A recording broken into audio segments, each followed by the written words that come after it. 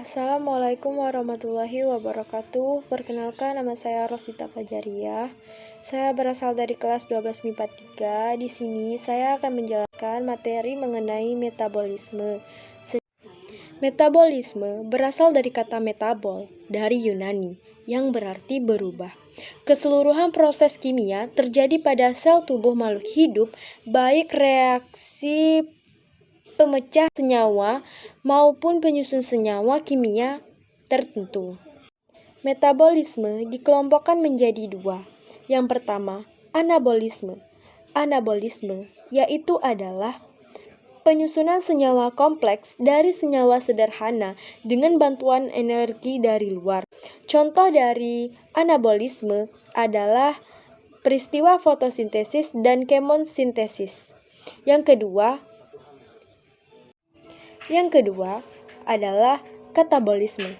Katabolisme merupakan pemecahan senyawa kompleks menjadi senyawa sederhana dengan membebaskan energi. Contoh dari katabolisme adalah respirasi dan fermentasi. Proses metabolisme memerlukan enzim. Enzim adalah protein yang bertindak sebagai biokatalisator. Adapun sifat-sifat dari enzim, yang pertama adalah protein, dan yang kedua bekerja spesifik, dan yang ketiga diperlukan sedikit, yang keempat berfungsi sebagai katalis, dan yang kelima bekerja secara bolak-balik, dan yang keenam dipengaruhi faktor lingkungan. Adapun struktur dari enzim, enzim lengkap atau disebut dengan holoenzim tersusun atas dua bagian, dan yang pertama bagian protein atau disebut dengan apoenzim tersusun atas asam-asam amino bersifat labil, misalnya karena suhu dan keasaman. Yang kedua, gugus prostetik berasal dari molekul anorganik atau kofaktor, misalnya FeCu dan Zn.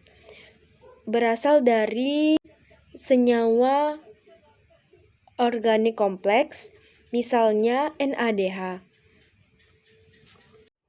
Adapun ciri-ciri dari enzim: 1. Bekerja secara khusus. 2. Bekerja dapat balik. 3. Rusak oleh panas. Yang keempat, dapat digunakan berulang kali. Dan yang kelima, tidak ikut beraksi. Selanjutnya, penamaan enzim. Enzim diberi nama dengan substratnya dan diberi akhiran se. Contohnya, 1. Enzim selulase yang menguraikan selulosa. Yang kedua, enzim lipase yang menguraikan lipid atau lemak. Yang ketiga, enzim protease yang menguraikan protein. Faktor yang memengaruhi kerja enzim: 1. Suhu, 2. pH, 3. inhibitor, dan yang keempat, konsentrasi substrat. Suhu. Peningkatan suhu menyebabkan molekul bergerak dengan cepat. pH. Pada umumnya, pH optimum enzim 6-8. Namun, beberapa pengecualian. Inhibitor merupakan senyawa kimia yang bersifat menghambat kerja enzim. Ada dua jenis inhibitor. Yang pertama, inhibitor kompetitif, dan yang kedua, inhibitor non-kompetitif.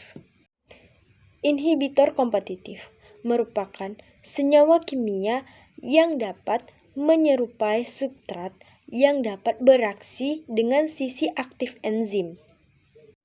Sedangkan inhibitor non-kompetitif adalah senyawa kimia yang dapat menghambat kerja enzim dengan cara melekat pada sisi aktif enzim.